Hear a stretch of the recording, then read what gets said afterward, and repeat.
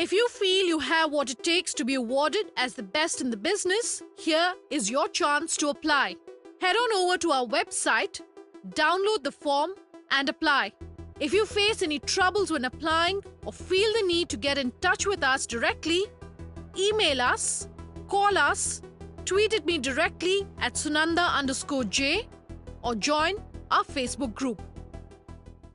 Hello and welcome to Leaders of Tomorrow, 18-hour special initiative that celebrates the undying entrepreneurial spirit of micro, small and medium enterprises. This is the only daily MSME platform in the country, a show where you can voice your concerns and get answers to all your queries directly from our experts. We understand the issues that you, the MSME entrepreneur, face, and the show aims to bring you the most relevant and updated information on everything related to your businesses. This is a special panel today, and we're talking about GST and how you, the MSME entrepreneur, can count down to GST and ensure you're ready. And to answer your queries, we have a team of experts in the studio tonight. Let me start by introducing the expert to my immediate left. I have Balbir Singh Khalsa. He's the National Director, Industrial and LRG for Knight Frank. We also have an entrepreneur today with us in studio, Adnan Sarkar, owner of Dr. Bubble Specialist. Thank you so much for being here with us tonight, gentlemen. Maybe let's start since you come in from the FMCG retail space. I want to talk about what the number one concern is on your mind when you're counting down to GST. The number one concern is the customers, the direct impact on the customers, and FMCG is the industry, if you're going to see, directly linked to the people. It is, I would say, the front face of the service industry.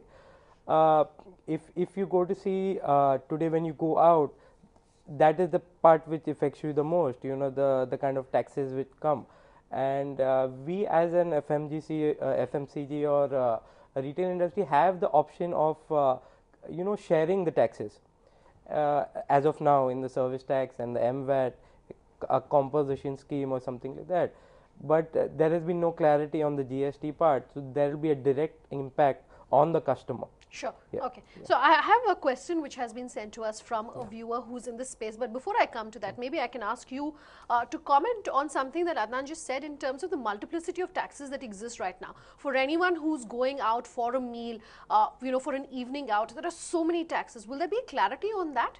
Yeah, definitely. You know, because GST means that, you know, it means that it will be only one tax.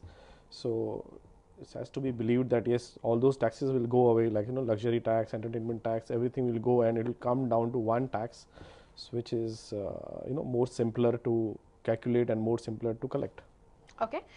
We'd asked you, the viewers, to send in some questions for us, for our team of experts that we could take. And let me, in fact, address one that's coming to us from Gauri Gandhi. She says she has a cold press juice chain in Pune and wants to know that while everyone is talking about GST and the impact it's likely to have, she doesn't understand how exactly it will impact her business and wants to know from our experts about what some of the key changes are that she should be bracing for, given that she's in your industry.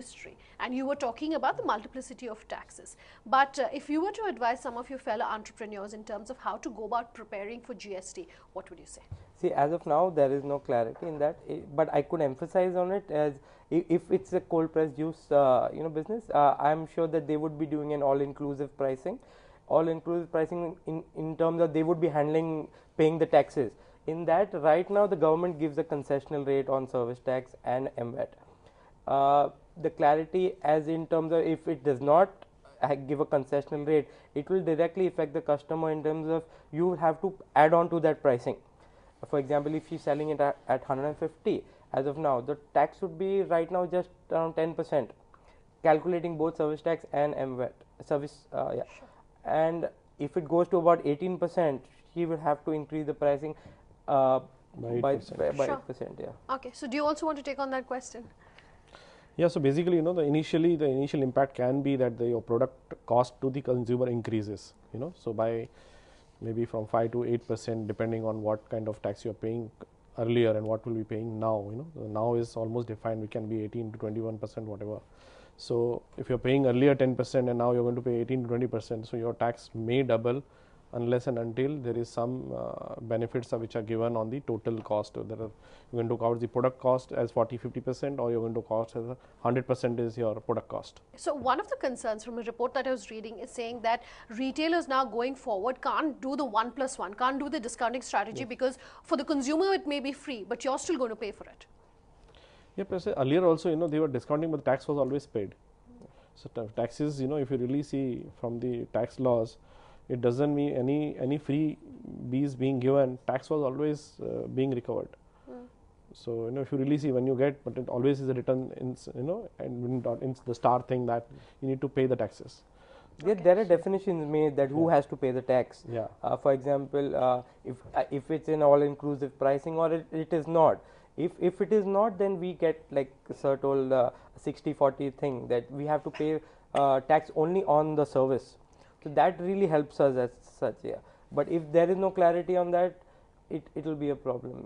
18% sounds a very big figure just to be added onto it. Okay, fair enough. I want to discuss a report that you've done on the Yeah. warehousing and talking about GST and the impact that it's going to have. What is going to be the biggest impact there? See, the biggest impact is currently, most of the companies have 20 to 30 warehouses across each state. So from there, once the GST comes in, they don't have a compulsion to have warehouse in each state. Because of that, they can actually now take a decision on business logics, business strategies, and on cost efficiencies where their warehouse should be, and from there they can actually service 4-5 states. So actually, from what we see is from 20 to 30 warehouses, most of the companies will move towards zoning kind of a structure, or a hub and spoke kind of structure, which can be 4 to 5 clusters. The warehouse will become will change to, and because of that, what will actually happen, they will have more larger warehouses, more organized warehouses, more because of which cost efficiencies can be achieved. And based on this, we feel that huge benefit will be there for the organizations, and the actual cost to the consumer will reduce, and companies can actually benefit from this, because they will also have good advantage on their profitability. Because if you really see, when the cost efficiency increases, you have centralized accounting, you don't have to have accounts in each state, because you are not paying taxes everywhere in each state. So huge simplification done. I think benefit is there for the manufacturer, for the consumer. And then Balbir was talking about the cost and the cost of compliance. A lot of the MSMEs who write into us, and we have a call-in show here on the Leaders of Tomorrow, a lot of them who write into us say that the cost of compliance, and they're worried that the cost is going to be high. And for a small unit, we presume that's going to be a significant cost. Is that a valid concern? I don't think so. I think the costs will decrease rather than increase. Yes. Yeah. The back end would really help. Is that the front end part would increase, the back end would become very simplified. Like warehousing for us, MSME is a big play. Maybe not in terms of our warehousing, but from the places we buy. Right now, we always have to take into account is it from the same state or not? Because the pricing always varies. That will become very simplified. Costing will go down, because if Sir has said larger warehousing, so the costs will go down, and then in terms the back end will go down, and the cost will decrease. I do not see it increasing in any way as such, and then it will be our responsibility to give it to the customers, the cost benefit. Okay, so the cost pass through. Yes, So yes. definitely in the long term, you're saying the GST cost wise is going to be beneficial. Yes, it should be. Yeah. Okay, so that's as far as the retail space is concerned. I want to talk about real estate. The real estate space right now is one of the most heavily taxed outside of retail, of course. In terms of the multiplicity of taxes, we're also talking about other government regulations, FDI, RERA, land acquisition, etc. Yeah. Let's talk about the impact that the real estate space, and your advice for MSMEs who are in the real estate space about how they should prepare for GST. See, there are two things. One is you are actually into real estate, where you are actually manufacturing raw products, raw material, or you are actually into construction business. There are two different things. If you really see the raw material things, where you are actually manufacturing cement and bricks and blocks and everything, I believe there will be a huge advantage to them, because currently they should be paying more taxes, which their taxes can be streamlined, simplified, and reduced to a single tax. So I believe the cost of the construction may go down by one way. Yes, as the cost of construction goes down, the cost benefits can be transferred to the consumer, so consumer can benefit. Yes, the end product cost, which is normally on the flat, which normally everybody gets affected to, that has to be still studied more, because still those clarities are not there whether on all those taxes, which are the taxes which will be still be there in spite of GST coming in. So based on the service tax and all other taxes, what is being passed on and what is to be diluted, still the study is on, and I think it will still take time for the industry to decide. Sure. So when you talk about other taxes, let's look at two scenarios. One is that the multiplicity of local body taxes are subsumed, and one is that they're not subsumed. In either of the scenarios, what would your advice be for an MSME about how to prepare for it? See, I think let the government drafts, additional drafts come, only then the clarification will come as to how much is going to get affected, So post that only, you can actually give any comment whether it is, to be still simplified, and something still demand has to be there from the government as to, still it is, otherwise the end product will go up. I don't think any government will like that the real estate product, the end product goes up. So I believe, I think government is responsible. I think they should be, actually give a good decision on that also. Okay. See, as of MSME, their main investment is property. Like for example, if I have to do a warehouse, or if I have to do a manufacturing place, my majority of the investment is going to be a warehouse, or that biggest chunk is going to be that, and in that 1-2% really does make a lot of difference. And right now the tax structure and the percentage proposed, is a big variation. If that GST comes into play in that exact way which is it is given right now, it will have a very negative impact on MSMEs here. Because our main model is to expand by opening up satellite manufacturings or warehousing or maybe retail outlets. And if every decision will have such a big impact, it will have a problem as such.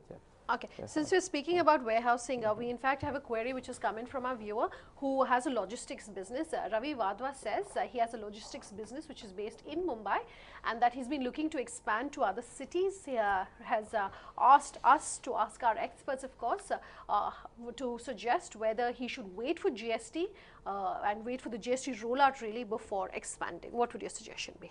GST is a boon for warehousing, I believe. So from current 10% growth in warehousing, it will actually go to 20% growth, because there will be huge demand of large warehouses. Only thing is, my suggestion will be, instead of making smaller warehouses of 10-20,000, he should start thinking of making a lakh square feet or a 2 lakh square feet of warehouses, because there will be a huge demand from the companies who will ask for a larger size warehouse, because they are going to cater not to one state but to 5 to 6 states from that particular warehouse. Sure. So they will need a larger warehouse, and they will need a more modern warehouse. So they will need a grade A or a grade A plus kind of a warehouse. So yes, his investments will increase, but yes, his rentals also will be good enough to compensate that. So that's as far as the warehousing and the logistics business is concerned, but let's take a quick break at this point. On the other side, we'll talk about some of the other industries that are likely to see an impact from GST. We'll talk about manufacturing, auto, and if you are an MSME entrepreneur in any of these spaces, do stay tuned. We're taking some questions.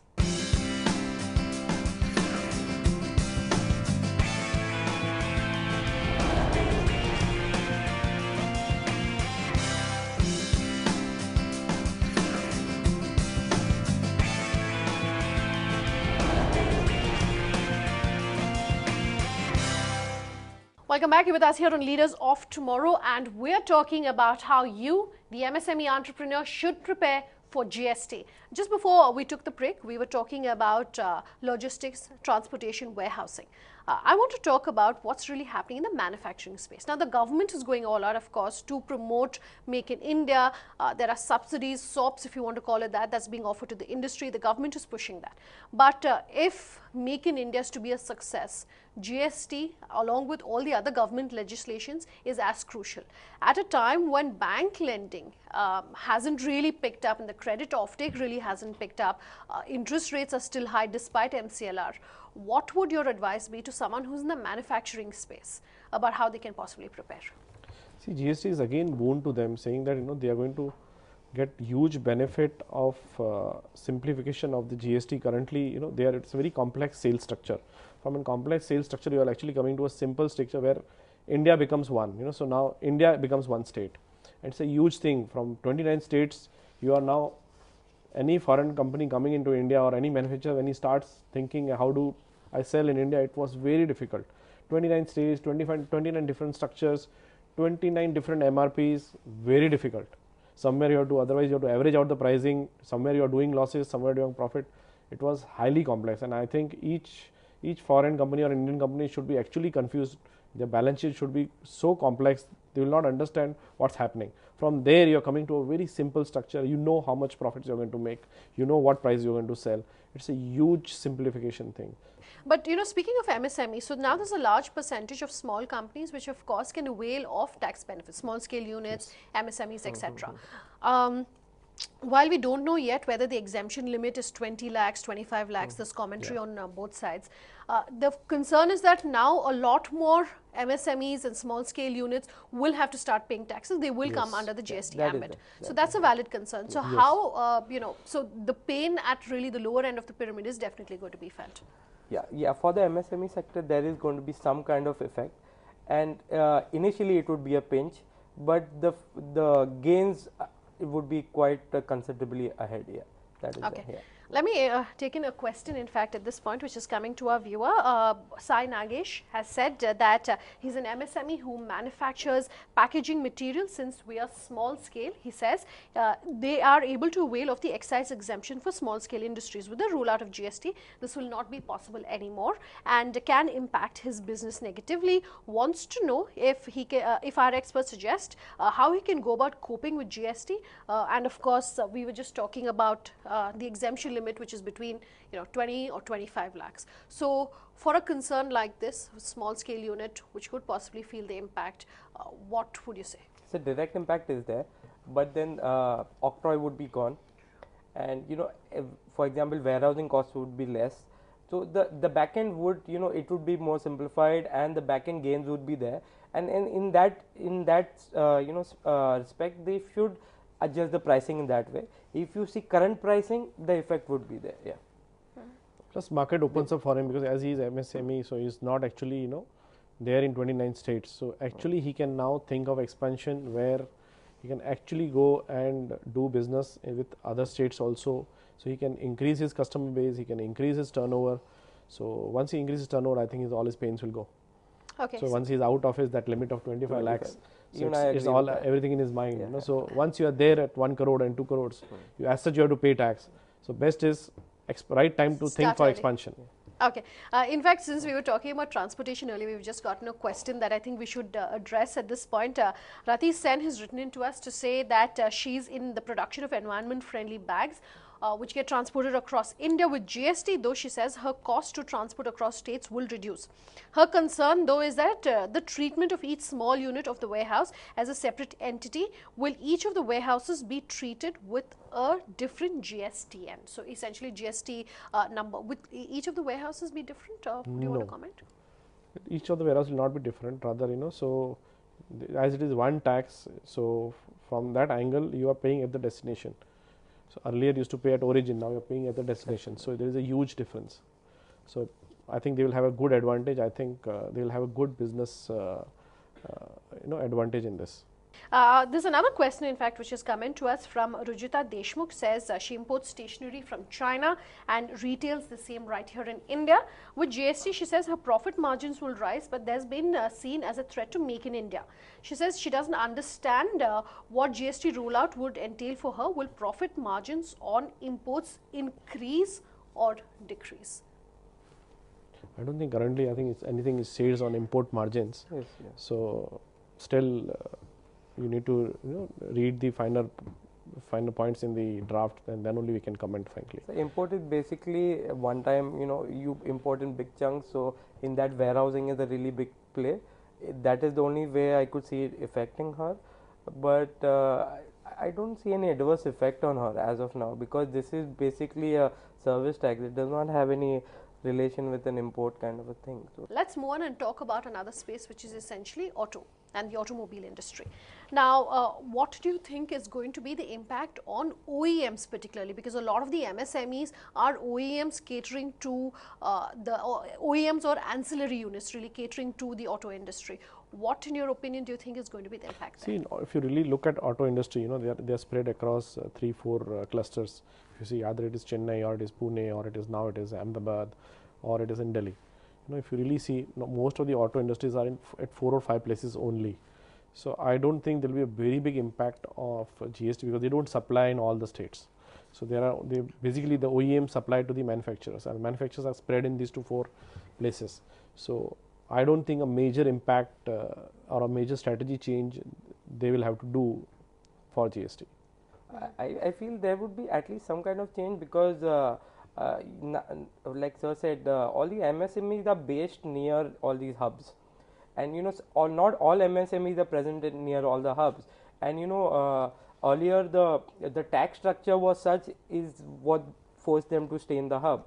Now if there is no kind of, you know, different taxation, one MSME could supply to all the manufacturers, even if it is in hub A or hub B.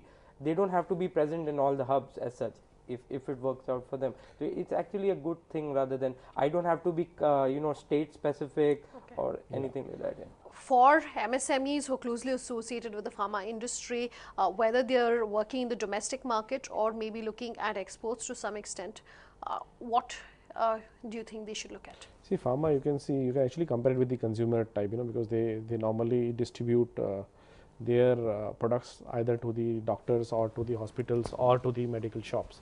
You know, if you really see, that is how they distribute. So they also have warehouses across each state, you know, in the same way the other consumer product works.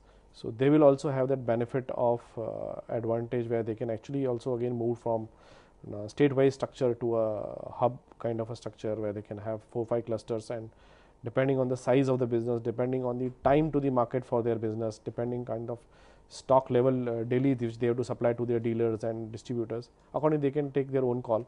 All right, so we're waiting for the fine print, of course, of GST, and even as waiting for it, the overall commentary, if there's one takeaway from this discussion, is that is definitely going to be positive across industries. Gentlemen, thank you both very much for being with us here tonight.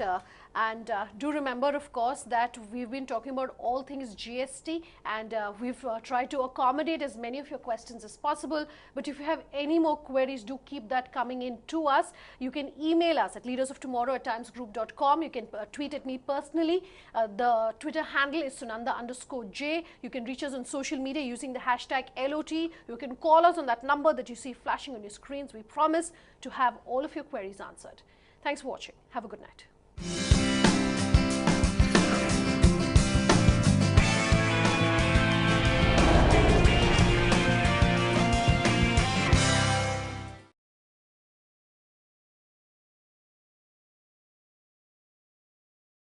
If you feel you have what it takes to be awarded as the best in the business, here is your chance to apply.